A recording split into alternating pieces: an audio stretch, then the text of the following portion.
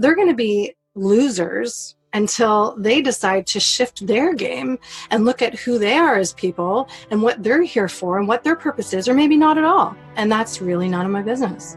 But what I can control is me and where I'm putting my focus, my attention, my love, how I show up for myself and for other people.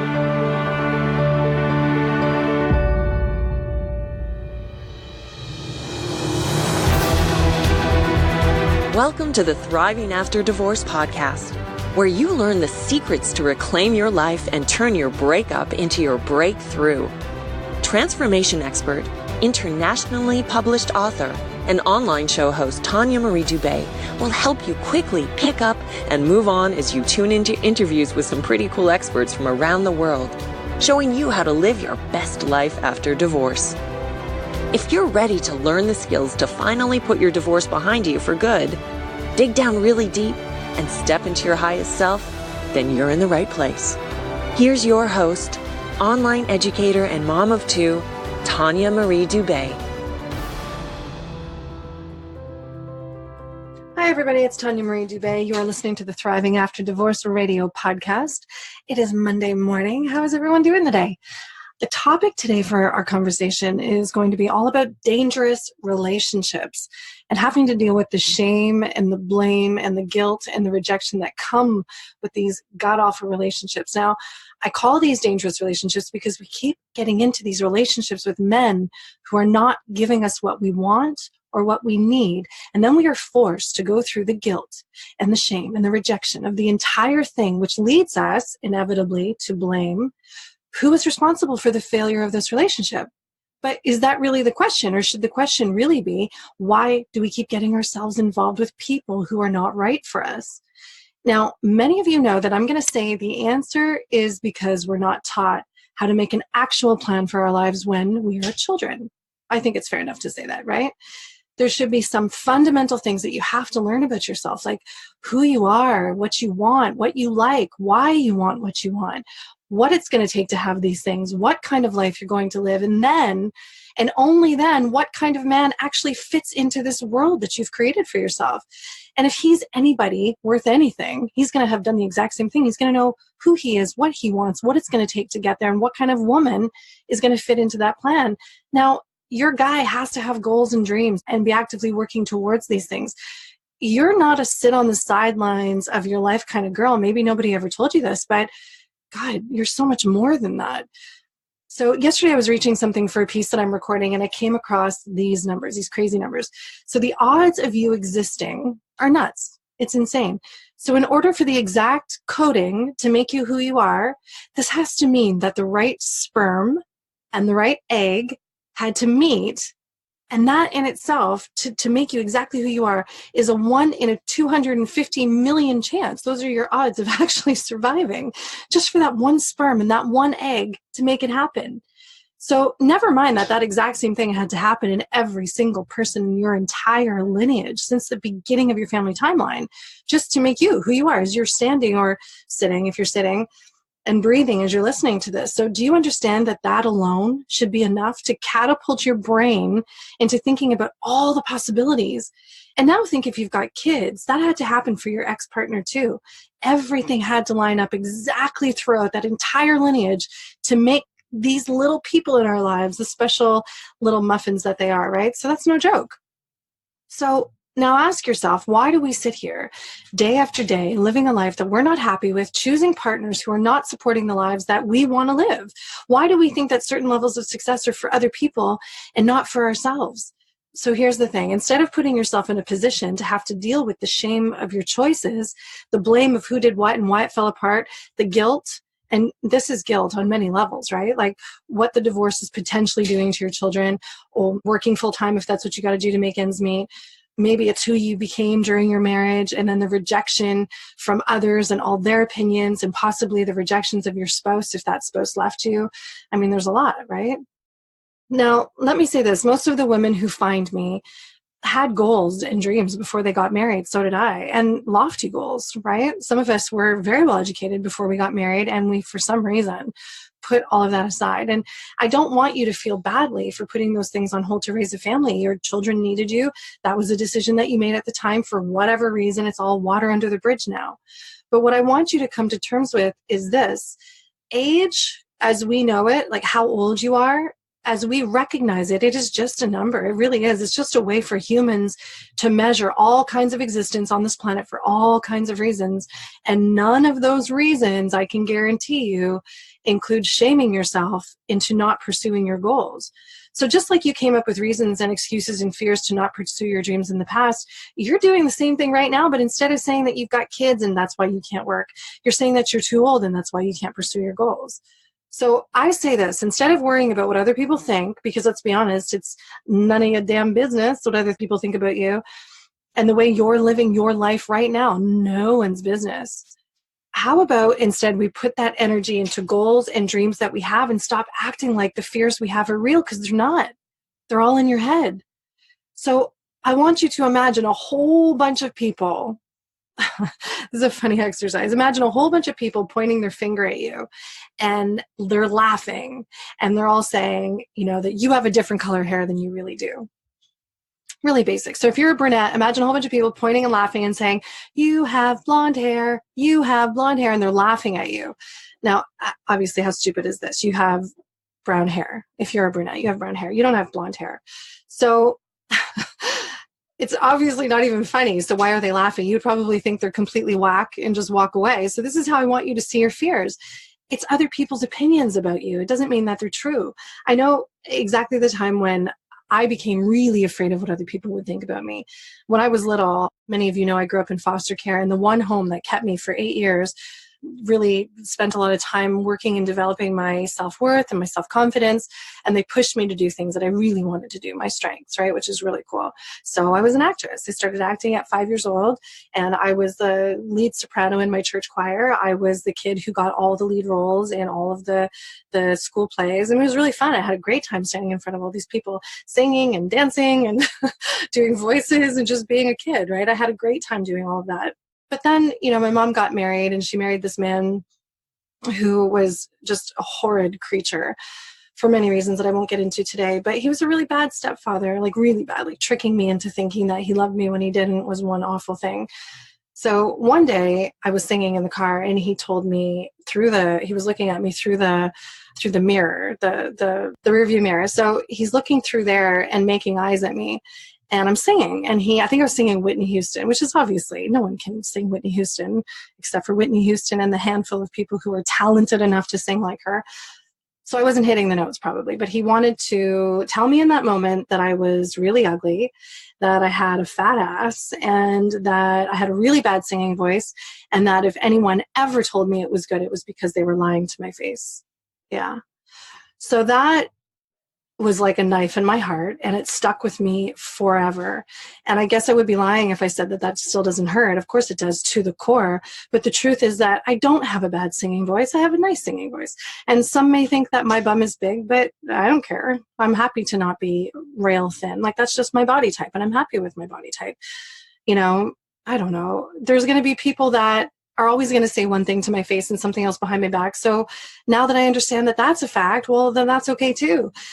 So I want you to see that this one thought that I wasn't good enough by someone else's standards kept me from actually pursuing my life properly my entire life. Like, that's no joke. I'm talking like 15 years, maybe 20. I was terrified to put myself out there. And it still lingers now. Only now when it happens, I stop myself, calm my heartbeat by taking some deep breaths or doing like a really quick meditation. And I got to ask myself, like, are you kidding? Are you kidding, Tanya? What are you doing? That asshole is dead and buried, and you still think anything he said to you was true? Of course not. He was a mean person. He was a broken person, and I was his mirror. You see, he wasn't talking to me. He was talking about himself, but I was the one standing right in front of him. I was his mirror. I was 9.5 or 10 years old, so obviously I didn't understand this, but that's all it was. I was his mirror, nothing more. Nothing more than that. He had absolutely no reason to talk to me like that or to treat me that way. He had to have been talking about himself. Do you see? So now I want to get back to how to deal with shame and guilt and blame and rejection.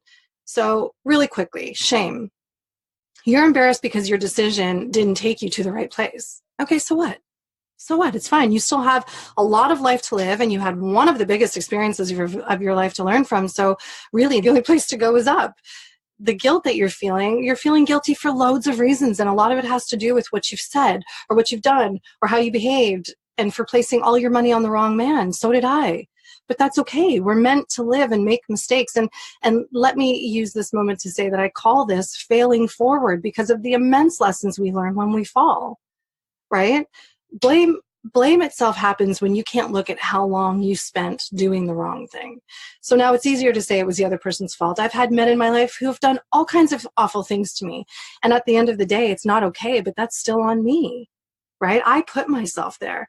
They're going to be losers until they decide to shift their game and look at who they are as people and what they're here for and what their purpose is, or maybe not at all. And that's really none of my business. But what I can control is me and where I'm putting my focus, my attention, my love, how I show up for myself and for other people. So don't put yourself in positions that you're going to have to get yourself out of like this. Now, rejection, this topic is a little bit harder because this is mostly about you. If you don't think you're good enough to begin with, then guess what? No one else will either. If you don't get what your self-worth is, then nobody else will either. If you don't understand that you have all the power and all the control to do whatever you want to do with your life, then nobody will value that in you either. Now, if you were married to a narcissist, I can promise you one thing. He picked you because you were amazing, but you just didn't know your worth. Right? You people pleased the crap out of your life. You didn't set any boundaries, so your friendships reflected that. The jobs you settled for reflected that. And he was watching it all unfold and saw the opportunities to keep you trapped, right? They're slippery little suckers, these narcissists, but they're not as smart as they think they are. This experience of divorce is the ultimate opportunity to create whatever you want in this life. So, where do we go from here?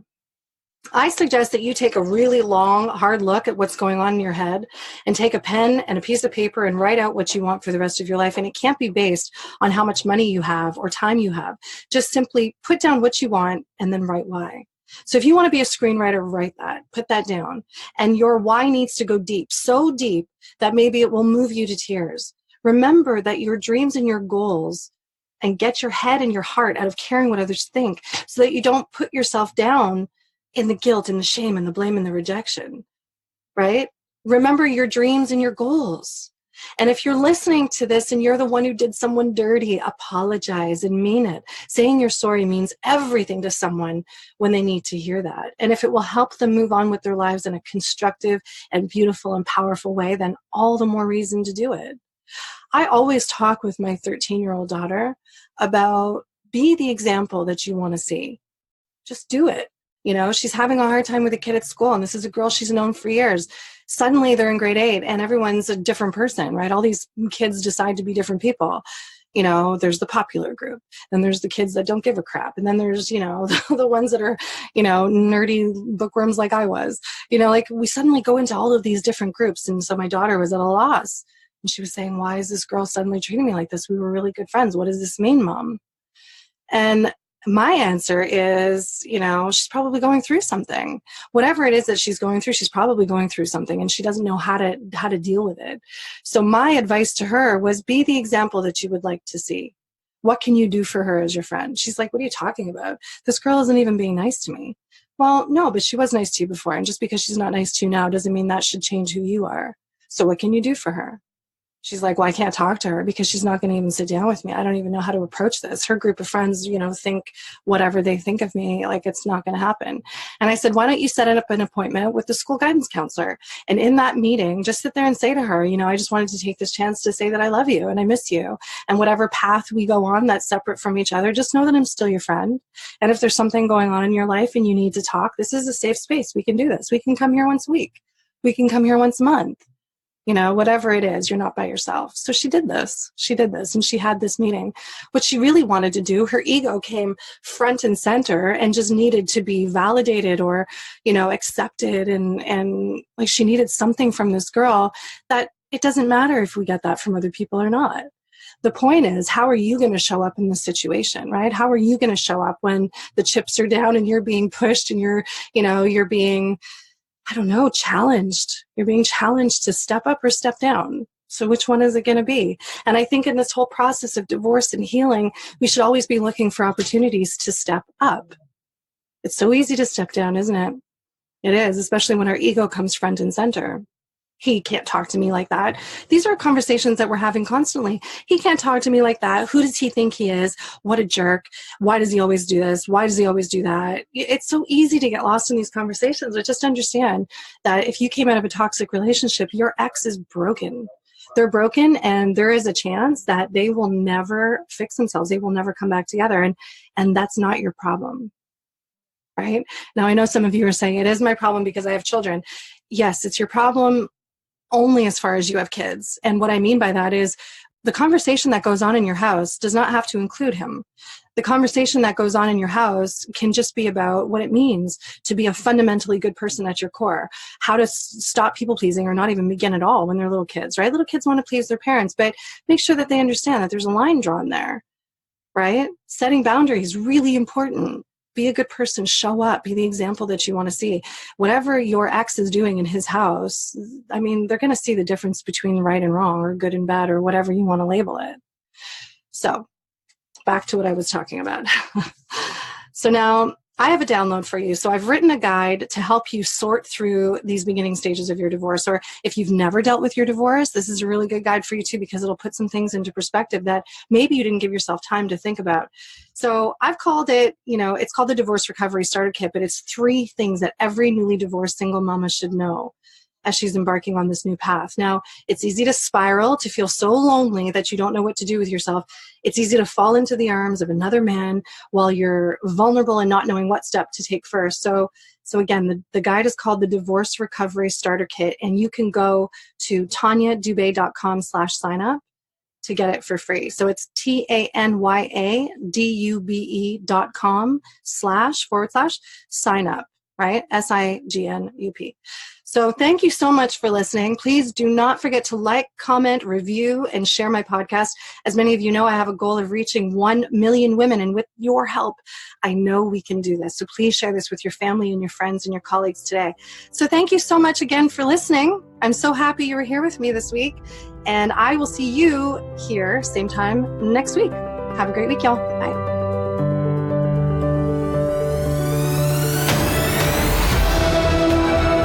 Thank you again so much for joining us on the Thriving After Divorce radio podcast. We're coming to you every Monday morning so that you can start your week with intention and some powerful advice for what you're dealing with. So please subscribe to this podcast and share it with your friends and your family. My goal is to help change 1 million lives with this work, because when you teach a woman, you teach an entire community. Everybody benefits and the love spreads. So please feel free to comment, review, share, and like. With your help, I know I can reach this goal. So have a beautiful day, and we will see you next week.